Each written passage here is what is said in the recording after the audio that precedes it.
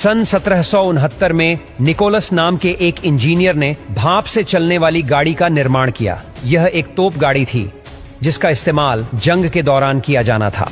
लेकिन यह न केवल बहुत ही ज्यादा शोर करती थी बल्कि इससे चिगारी भी निकलती थी। ऊपर से इसमें घोड़ा गाड़ी से अधिक खर्चा आता था और कुछ ही समय बाद इसका एक पहिया टूट गया। यानी कि मशीन से चलने वाली गाड़ी को बनाने की पहल हो चुकी थी, लेकिन वह उतनी ज्यादा सफल नहीं हुई।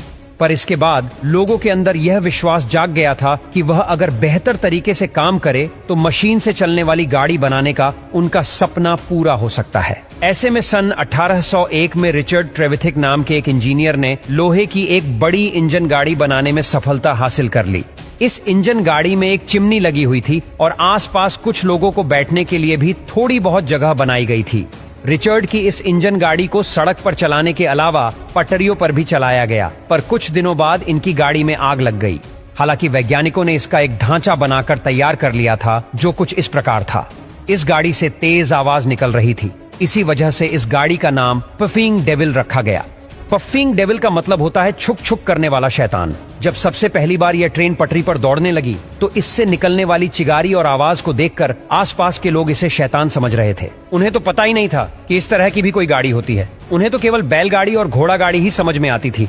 हालांकि पहली इंजन वाली गाड़ी के जलने के बाद रिचर्ड ने हार नहीं मानी और साल 1803 में उन्होंने एक दूसरी भाप इंजन गाड़ी बनाई और उसे कॉर्नवेल से लंदन तक का सफर तय किया। लेकिन इस यात्रा के दौरान इंजन की पूरी तरह से हालत खराब हो गई थी, जिसके बाद रिचर्ड ने सोचा कि इस स्टीम इंजन वाली गाड़ी को सड़कों पर न चलाकर लोहे की पटरियों पर चलाया जाए तो यह ज्यादा लंबे समय तक चल पाएगी।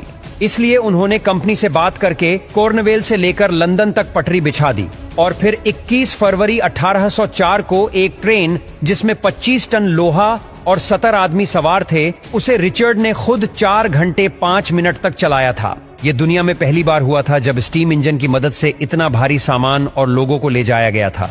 हालांकि दोस्तों, यह आविष्कार तो हो गया था, लेकिन इस समय तक रेलगाड़ी को बहुत ही खर्चीला और कम उपयोगी माना जाता था। इसी वजह से किसी भी कंपनी ने इस प्रोजेक्ट पर हाथ लगाना फायदेमंद नहीं समझा। लोगों को लगा कि इसमें सिर्फ नुकसान ही होगा, क्योंकि उस टाइम लुटेरे वगैरह भी बहुत होते थे और रेल की पटरियां भी ठीक तरह से नहीं बिछी थीं। इन सारी चीजों को अकेले मैनेज करना रिचर्ड के लिए बिल्कुल भी आसान नहीं था। लेकिन इस फील्ड में मैथ्यू मरी, जो एक बहुत ही बेहतरीन इंजीनियर और बिजनेसमैन थे, और यह हमेशा से ही एक ऐसी गाड़ी बनाना चाहते थे जो घोड़ों पर निर्भर न होकर भाप के इंजन से चले। इसलिए इन्होंने साल 1812 में रिचर्ड ट्रेवल द्वारा बनाई गई स्टीम इंजन में कई सारे बदलाव किए। सबसे पहले तो उस स्टीम इंजन को नए तरीके से मॉडिफाई किया गया, क्योंकि तब तक तकनीक पहले से बेहतर हो गई थी।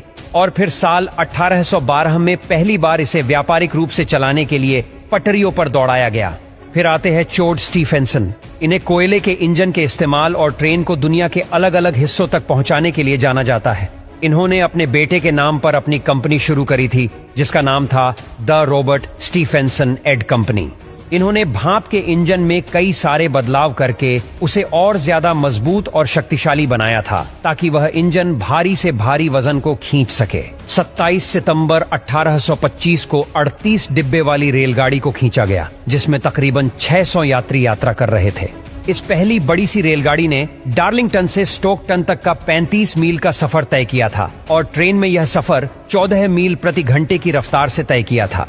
इस ट्रेन को आधिकारिक रूप से दुनिया की पहली पैसेंजर ट्रेन माना जाता है।